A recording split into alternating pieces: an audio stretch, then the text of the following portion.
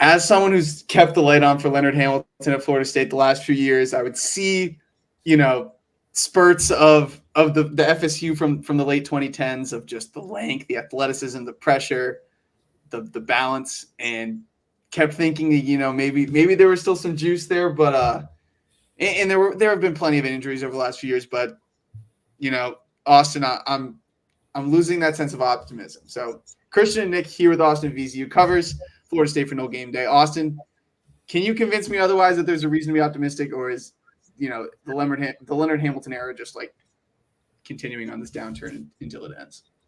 Probably not. My biggest reason for optimism is usually Florida State football and basketball cannot be good at the same time, and football absolutely sucks right now. And so maybe basketball is going to see the other swing of that pendulum.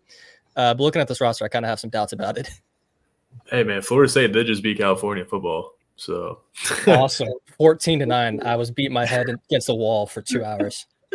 Well, that aside, let's dive into the personnel. I mean, coming back, you have Jamir Watkins, obviously huge, really good player, really solid player. Me and Chris are very bullish on him. We really like his game. And then some of the guys coming in, Malik Ewan, #1 JUCO player.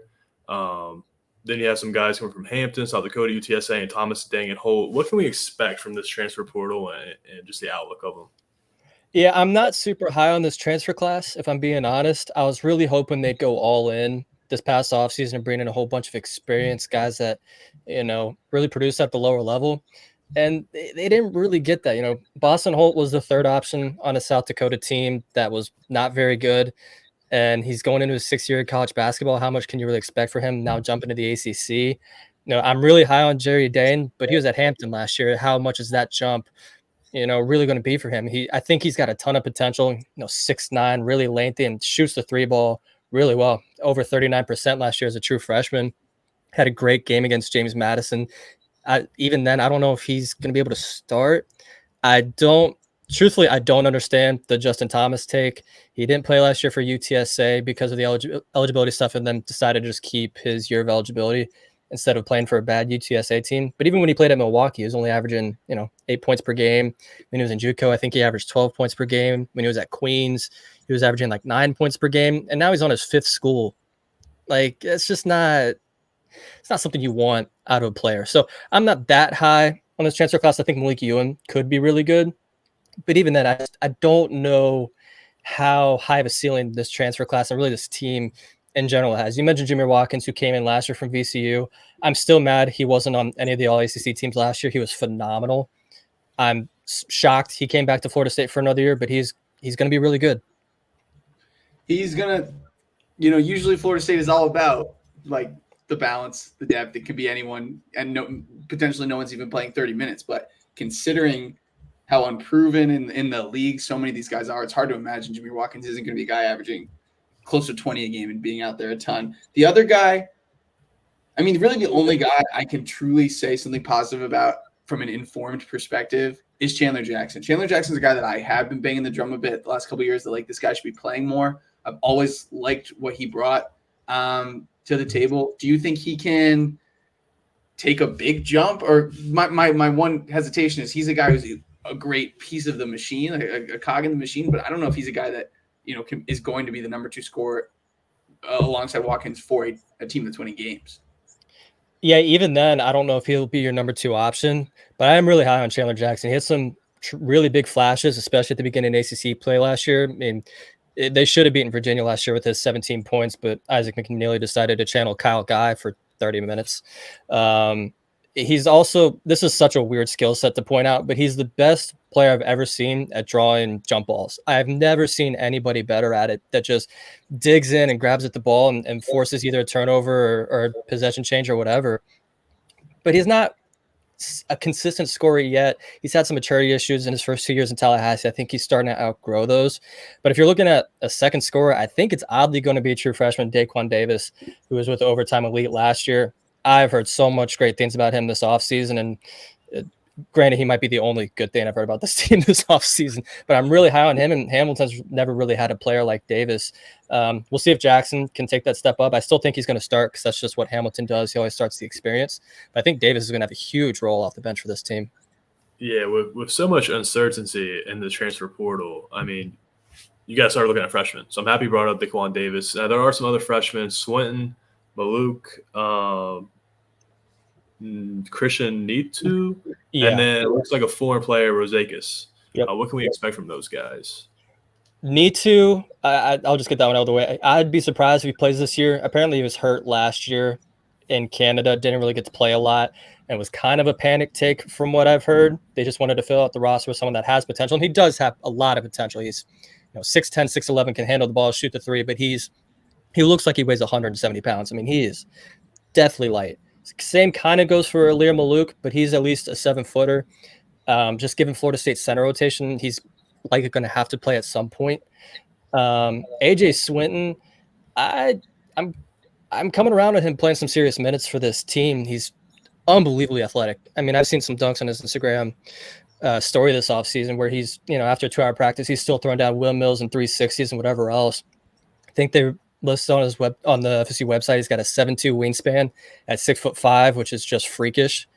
He kind of fits that classic, kind of like how Terrence Mann was coming in to Florida State, where he may not have the offensive game yet, but the athleticism there, the defense is there.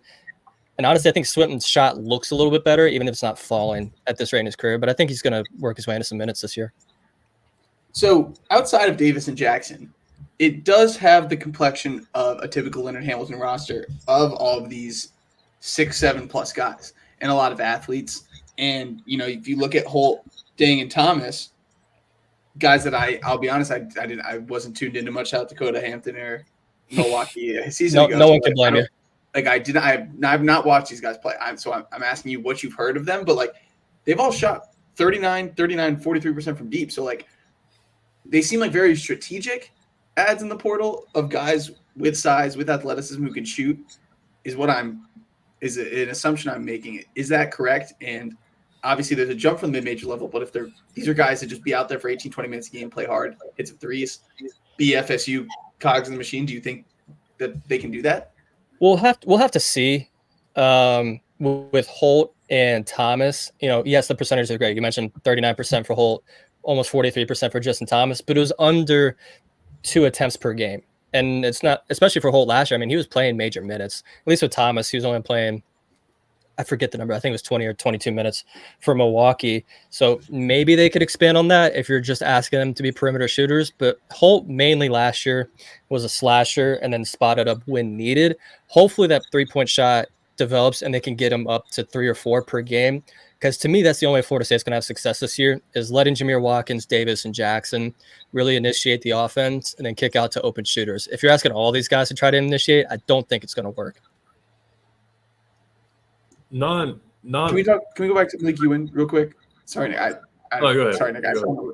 Malik Ewan real quick. What is his game? Is he a guy that plays on the perimeter? Is he a guy that's a little bit more back to the basket? Is he athletic? Is he an FSU athlete? He's athletic. He is, but he's definitely a true center, despite being 6'10", 6'11". And his stats last year in South Plains Community College are kind of fun. 15 points per game, 9 rebounds. The shocking thing to me was over 3 assists, which as a center, you see 3 assists. You're like, oh, that's interesting. They could unlock something there as a guy that can pass out of the post.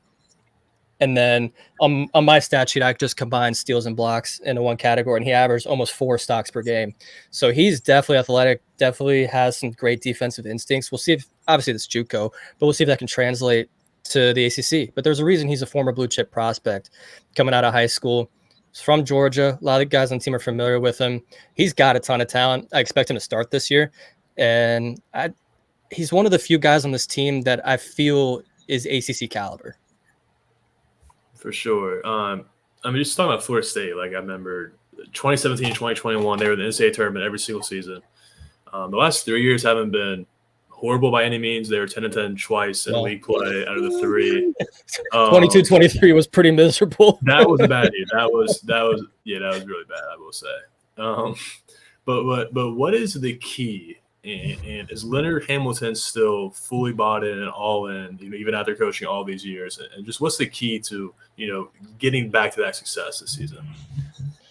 It all starts on defense. It always has with Coach Hamilton. last year they were forcing the turnovers, but they couldn't get the stops if they didn't get the turnover.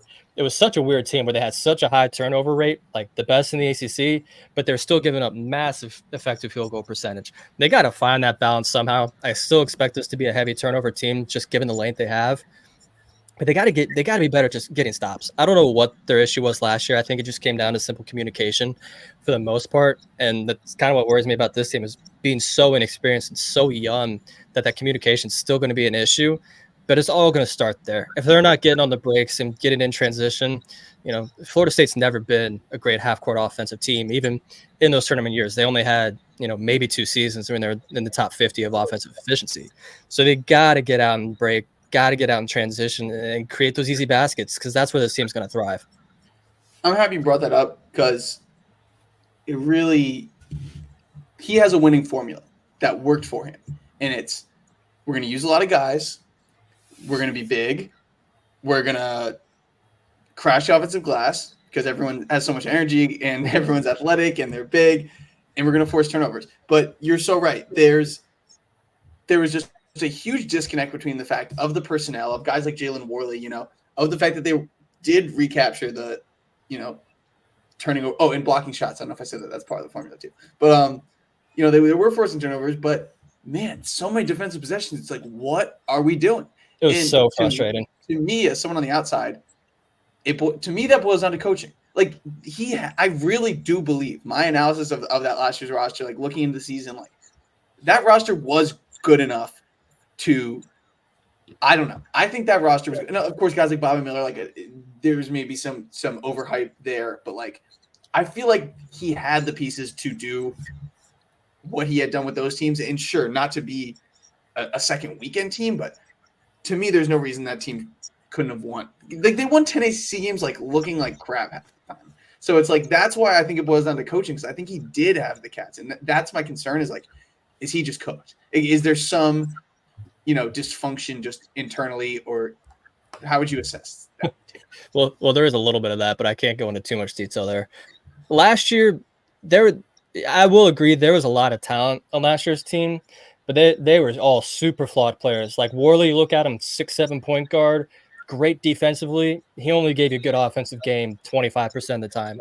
Darren Green Jr. on paper, a great shooter. I mean, I forget what he finished at. I think it was about 38% from 3 last year. But he had games where he's just completely killing possessions with his shot IQ. Jameer Watkins was phenomenal last year. Really don't have any complaints with him. Baba Miller, they kind of wanted him in that John Isaac role in that 2016-17 season where, he's going to be on the perimeter, but he could be a small ball 5, and he can kind of handle the ball. He can kind of do all these things, but he viewed himself as like a small forward. And there's just a lot of disconnect there. Cam Corrin just wasn't a good defensive player. He only averaged, 3 rebounds per game last year. And part of that is the scheme. I've had so many issues with the scheme since, was it 2020-21 season where they fully switched to switching everything. And on paper, I got it, especially with the teams they had then when you had Malik Osborne and Raekwon Gray, and you had these super versatile forwards that could also play center. They haven't had that recently, where you can switch 1 through 5 and live with it. Corrin wasn't athletic enough. Jalen Gainey tore his ACL, and he very well could have been that, but that ACL just killed any mobility he had. Even going back a few years, Tanner Ngam was 7'3" and looks like Slenderman out there. They just haven't had guys that can switch 1 through 5, and I'm not convinced that maybe Malik Ewan or Alir Malouk or Waka Mbach could do that this year. I've had real issues with that. We'll see if they can get back to it and have a good defensive team again. Taylor Bull-Bowen's a guy, and he's the guy we haven't mentioned. I love Taylor Bull-Bowen, dude. Talk about him. I didn't expect him to play at all last year, just given how raw he was coming out of high school. But he showed flashes last year where you're like, oh my God, this dude could be the next great at Florida State. He has such a long way to go to get there, but he has the defensive instincts. He obviously has the length. I mean, he's listed at 6'10", and he looks like he has an 8-foot wingspan. If the offensive game gets there and his shot looks good, it just needs to be a little bit smoother, especially the shot. I'm such a huge fan of his. Hopefully he can live up to some of that hype. I've had some conversations with him this offseason. It seems like he's ready for a big step forward, but I'm super high on his potential. I expect him to start and, be really good for Florida State this year. One more Leonard Hamilton thing. you bring in 5 freshmen, right? Do you think these freshmen are coming in as guys thinking, and I understand it's the transfer portal era and everyone leaves, but like, you know, is he viewing this as like, oh, like I'm going to build the way I've built programs before in the past. I'm bringing in some of these these big guys with potential that I see for my system. Like, but is he going to? Do you think Leonard Hamilton? How many years does he have left in him? Like, are these guys that can play for him for 4 years? Because is he going to be here for 4 years? Like, is there any? And part 2 of this question is there any? Because he's done so much for the program, like I feel like he earned the right to go out on his own terms. But like, does he have? Is there any murmurs of if he has any interest? If he's even considered throwing in the towel, or is he like, I'm going to keep doing? Like, just what's the status of all of that? Well, it depends on who you ask. If you ask Coach Hamilton, he's going to coach until the day he dies. He loves coaching. He loves doing what he does. He loves developing, young men into grown adults. It's what he's always loved to do. Florida State hasn't been the happiest with Coach Hamilton, and this is the last year of his contract. I'd be pretty surprised to see him get renewed unless Florida State goes on some unforeseen run and somehow make the Final Four or something. I think that's the only way he could get a saving grace. But it's just, he's 70. Not even making the tournament? He's 76, 77. And Florida State's so ready to get someone in there that's young, has a lot of energy, is willing to raise money for the program. I'm not saying Hamilton hasn't done that. But if you look at the coaches that athletic director Michael Alford's hired recently, it's all a lot of younger coaches that are willing to fight for their programs, have the FSU connections previously, and even keeping Mike Norvell this offseason. I wasn't an Alford hire previously, but Norvell's still a young coach. And that's kind of the theme going around the entire university is bringing in youth, bringing in energy. And there just hasn't been energy in this program since that Scotty Barnes year, really. Well, Austin, thank you so much for joining us. Super knowledgeable basketball mind, could tell, and really appreciate what you told us about the Noles and, realistic expectations. But, whether you realize or not, you inserted a little bit of optimism into me. I definitely am leaving this feeling a little bit better about them than I did because I thought they were a surefire bottom 2 team in the league. And I've got them bottom 5, so it's not that much higher. I've got them bottom 5, so it's not that much higher. Well, we'll see what happens down at the Tuck Center this year. So once again, thanks again for joining us, and hope you can find a way to either enjoy football season or be surprised during basketball season down there in Tallahassee. Appreciate it.